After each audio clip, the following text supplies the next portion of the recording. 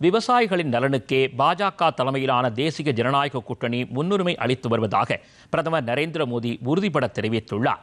சென்னை மயிலாப்பூரில் உள்ள தனியார் திருமண மண்டபத்தில் எனது கிளை வலிமையான கிளை என்ற தலைப்பில் நடைபெற்ற நிகழ்ச்சியில் பிரதமர் நரேந்திர மோடி தமிழக பாஜக நிர்வாகிகளுடன் நமோ செயலி மூலம் ஆலோசனை மேற்கொண்டார். அப்போது பேசிய பிரதமர், தமிழ்நாட்டிற்கு 11 மருத்துவக் கல்லூரி உள்ளிட்ட பல்வேறு திட்டங்களை மத்திய பாஜக அரசு கொண்டு வந்துள்ளதாகவும், இரட்டை எஞ்சின் அரசு அமைந்தால் மேலும் பல திட்டங்களை கொண்டு வர முடியும் என்றும், இதுகுறித்து பாஜக நிர்வாகிகள் மக்களிடம் எடுத்துச் சொல்ல வேண்டும் என்று பிரதமர் எடுத்துரைத்தார்.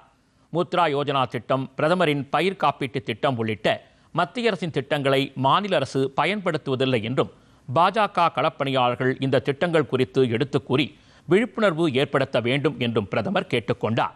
தமிழக மக்கள் ஆட்சி மாற்றத்தை எதிர்பார்த்து காத்திருப்பதாகவும், பாஜக மற்றும் தேசிய ஜனநாயக கூட்டணி மீது நம்பிக்கை வைத்திருப்பதாகவும் அவர் தெரிவித்தார்.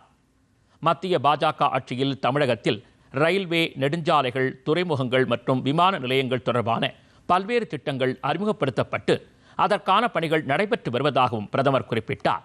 நிகழ்ச்சியில் மத்திய அமைச்சர் பியூஷ் கோயல், முன்னாள் ஆளுநரும் பாஜக வேட்பாளருமான தமிழிசை சவுந்தரராஜன் உள்ளிட்ட முக்கிய நிர்வாகிகள் கலந்து கொண்டனர்.